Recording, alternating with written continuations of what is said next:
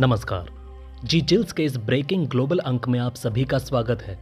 क्या भारत को आर्मेनिया के रास्ते रूस तक पिनाका, आकाश और ब्रह्मोस हथियार पहुंचाना चाहिए? इसके बारे में करेंगे चर्चा। रूस में आतंकी हमले के पीछे अमेरिका का बड़ा हाथ, मिलने लगे सबूत के संकेत। जी धार्मिक हिंसा से भारत को 2 टुकड़ों में तोड़ा और यूएसएसआर को 15 टुकड़ों में। उसी प्लान से अब रूस को फिर से तोड़ने की हो रही तैयारी। इन सभी हेडलाइंस के अलावा वीडियो में जानेंगे और भी बहुत कुछ। लेकिन आगे बढ़ने से पहले आप सभी के लाइक और कमेंट के लिए मैं दिल से शुक्रिया अदा करना चाहता हूं। दोस्तों, सबसे पहले आप इस तस्वीर को स्क्रीन पर देखिए। क्या भारत को आर्मेनिया और ईरान के रास्ते कैस्पियन सी के माध्यम से रूस तक हथियार पहुंचाना चाहिए या नहीं? इसके बारे में मैं आप सभी की राय जानना चाहूंगा। देखिए, भारत डायरेक्ट ईरान या रूस तक हथियार नहीं पहुंचा सकता, लेकिन आर्मेनिया तक पहुंचा सकता है।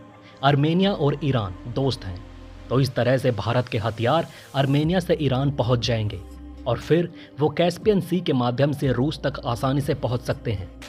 रूस इस वक्त बेहद कमज़ोर हो चुका है और उसे मेड इन इंडिया हथियारों जैसे कि पिनाका, ब्रह्मोस और आकाश की बहुत ज़रूरत है। तो क्या हथियार सप्लाई करने का ये तरीका आपको सही लगा? अपनी राय नीचे कमेंट में बताएं। आप सभी जानते हैं कि भारत खुलकर रूस को हथियार सप्लाई नहीं कर रहा है। इसके बावजूद G7 के देश जैसे कि जापान भारत पर प्रतिबंध लगा रहे हैं। तो फिर ऐसे में हम खुलकर रूस की मदद क्यों ना करें? दोस्तों, युद्ध लड़ते लड़ते पुतिन बेहद कमजोर पड़ चुके हैं। रूस करीब 28 महीने से यूक्रेन के साथ जंग लड़ रहा है। पुतिन के 5वीं बार राष्ट्रपति बनने के बाद मात्र 4 महीने में ही रूस में 2 आतंकी हमले कर दिए गए, जिसमें तकरीबन 150 लोग मारे गए। आज मैं आपको सबूत बताऊंगा कि ये हमला भारत में भी हो सकता है और इसका प्रयास लगातार जारी है। रूस के मुस्लिम बहुल इलाके में चर्च और यहूदियों के मंदिर पर आतंकी हमला किया गया। पादरी का गला काटा गया। कुछ दिन पहले मॉस्को आतंकी हमले में 100 से ज्यादा निर्दोष लोग मारे गए थे। लेकिन ये सब देखने के बावजूद पुतिन आतंकवादियों के खिलाफ ज्यादा कोई एक्शन नहीं ले पा रहे, क्योंकि उनकी सेना, उनकी पूरी ताकत और उनका फुल फोकस इस वक्त यूक्रेन युद्ध में है।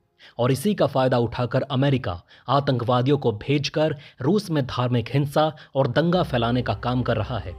इसका सबूत मैं नहीं, बल्कि खुद अमेरिकी खुफिया एजेंसी CIA एजेंट के द्वारा दिया गया है, जिसकी चर्चा हम आगे करेंगे। हाल ही में आप सभी ने रूस के अंदर दागिस्तान अटैक के बारे में सुना होगा, जिसमें 15 पुलिसकर्मी समेत 20 लोग मारे गए और कई गंभीर रूप से घायल हैं। आतंकियों ने हमले के लिए दागिस्तान को ही क्यों चुना, इसकी एक बड़ी वजह वहां की मौजूदा स्थिति को माना जा रहा है। दागिस्तान रूस के पिछड़े इलाकों में से एक है और यहाँ मुस्लिम आबादी ज्यादा है, इसलिए आतंकियों ने कम जनसंख्या वाले यहूदियों को टारगेट किया और जानबूझकर धार्मिक स्थलों पर हमला किया ताकि उनके दिलों में दहशत पैदा की जाए। आप सभी जानते हैं कि अंग्रेजों ने भारत के अंदर हिंदू मुस्लिम दंगा कराकर विभाजन तक कर दिया। लाखों करोड़ों लोग मारे गए। आज एक बार फिर से यही एक्सपेरिमेंट अमेरिका रूस के अंदर करने की कोशिश कर रहा है। शांति से जीने वाले रूस के अंदर धार्मिक हिंसा फैलाने की पूरी कोशिश की जा रही है। रूस पर 3 महीने में दूसरा बड़ा हमला करने के साथ ही आईसिस ने पुतिन को चैलेंज किया। इस हमले के बाद कई सारे सवाल उठ रहे हैं। आईसिस आखिर रूस को ही बार बार क्यों निशाना बना रहा है? इराक और सीरिया से सफाया होने के बावजूद कैसे इस्लामिक स्टेट के आतंकी दहशत फैला रहे हैं? इसका मतलब साफ है कि आईसिस किसी के इशारे पर काम कर रहा है, और अगर वो रूस को टारगेट कर रहा है तो फिर निश्चित तौर पर उसका रिमोट अमेरिका के हाथ में है। दागिस्तान इस्लामिक कट्टरपंथियों का गढ़ माना जाता है और कई लोग आईसिस से जुड़ रहे हैं। मिडिल ईस्ट में रूसी राष्ट्रपति पुतिन अपनी भूमिका बढ़ाने की कोशिश लगातार कर रहे हैं। ईरान के साथ लगातार अपनी नज़दीकी बढ़ा रहे हैं, इसलिए ये आतंकी हमला उसके विरोध के तौर पर भी देखा जा रहा है। और इस हमले के पीछे सऊदी और इराक जैसे देशों का भी हाथ हो सकता है। संयुक्त राष्ट्र का भी मानना है कि बीते कुछ सालों में IS के आतंकियों की संख्या में काफी इजाफा हुआ। अफगानिस्तान और पाकिस्तान में आईसिस का सहयोगी संगठन ISIS-K एक्टिव है और लगातार आतंकी वारदातों को अंजाम देता रहता है। भारत में भी ISIS अपनी जड़ें फैलाने की कोशिश में रहता है, हालांकि उसे कामयाबी नहीं मिल पाई। इसी साल मार्च में असम से आतंकी हारिश फारूकी को गिरफ्तार किया गया। दावा किया गया कि हारिश फारूकी भारत में आईसिस का हेड था और आतंकियों की भर्ती कर रहा था। आतंक के खिलाफ भारत की नीति जीरो टॉलरेंस की रही है। अब आइए दोस्तों, हम आपको बताते हैं कि रूस में आतंकी हमले के पीछे अमेरिका कैसे जिम्मेदार है। अमेरिकी खुफिया एजेंसी CIA के पूर्व अफसर ने बड़ा दावा करते हुए कहा कि रूस में हो रहे आतंकी हमले के पीछे अमेरिका समर्थित प्रॉक्सी अच्छा शामिल है। रूस पर एक ही दिन में 2 आतंकी हमले हुए। इस पर अमेरिकी खुफिया एजेंसी CIA के पूर्व अफसर ने दावा किया कि ये हमला अमेरिका और नाटो के प्रॉक्सी की तरफ से करवाए गए। माना जा रहा है कि रूस में धार्मिक आधार पर तनाव बढ़ाने की कोशिश की जा रही है ताकि यहां अफरा तफरी का माहौल डेवलप किया जा सके और पुतिन को सत्ता से बाहर किया जा सके।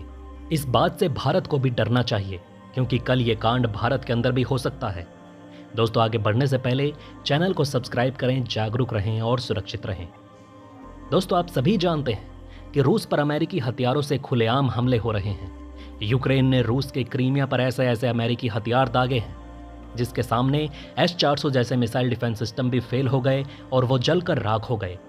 इसलिए अब जरूरत है कि भारत को भी रूस का समर्थन करना चाहिए। वैसे इस पर मैं आपकी राय जानना चाहूंगा। बीती 23 जून को यूक्रेनी सेना ने रूस के क्रीमिया शहर में बड़े और खतरनाक मिसाइल अटैक को अंजाम दिया। क्रीमिया के ऊपर यूक्रेन ने अमेरिका की ATACMS मिसाइल से जबरदस्त धावा बोला। ये बेहद खतरनाक अमेरिकी मिसाइल है जो पल भर में S-400 को चकनाचूर कर देती है। यूक्रेन के मिसाइल हमले की कई वीडियोस भी सोशल मीडिया पर छाई हुई है। लंबी दूरी की मिसाइल को क्रीमिया के आसमान पर साफ तौर पर देखा जा सकता है। ऐसे में आप मुझे बताइए कि क्या आर्मेनिया और ईरान के रास्ते रूस तक भारतीय हथियार पहुंचने चाहिए या नहीं। आइए दोस्तों, अब नजर डालते हैं कुछ अन्य खबरों पर। अमेरिका के शीर्ष सैन्य अधिकारी जनरल CQ ब्राउन ने रूस और उत्तर कोरिया के बीच हुए रक्षा समझौते पर चिंता जताई है जिससे चीन के साथ टकराव बढ़ने की संभावना है।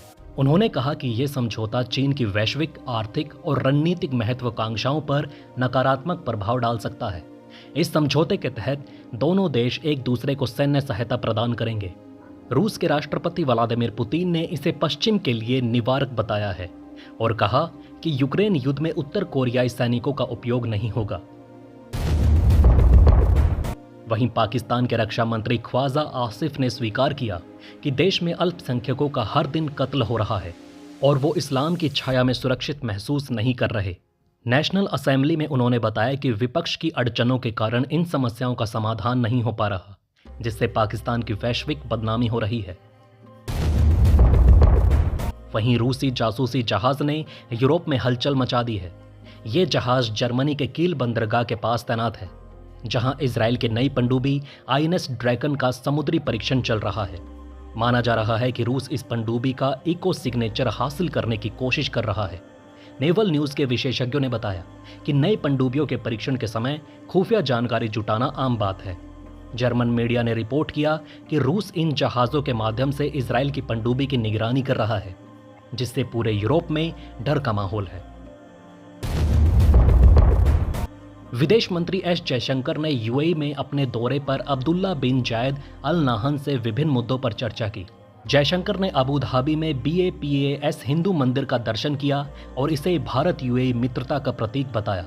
प्रधानमंत्री मोदी ने इस मंदिर का उद्घाटन इस साल 14 फरवरी को किया था। नासा की अंतरिक्ष यात्री सुनीता विलियम्स और बुच विल्मोर स्टार लाइनर अंतरिक्ष यान में फंसे हैं, जिसमें केवल 27 दिन का ईंधन बचा है। उन्हें 13 जून को ही वापस लौट जाना था, लेकिन उनकी वापसी लगातार टाली जा रही है। तो दोस्तों, इस वीडियो में फिलहाल इतना ही। इस तरह की डेली वीडियो कंटिन्यू रखने के लिए हमें आपके समर्थन की ज़रूरत है। कृपया इस वीडियो को ज़्यादा से ज़्यादा शेयर करें और उम्मीद करते हैं कि आप इस वीडियो पर कम से कम 1000 लाइक देंगे। आप देख रहे थे जी चिल्स। जल्द पूरे होंगे आपके सारे विल्स। धन्यवाद।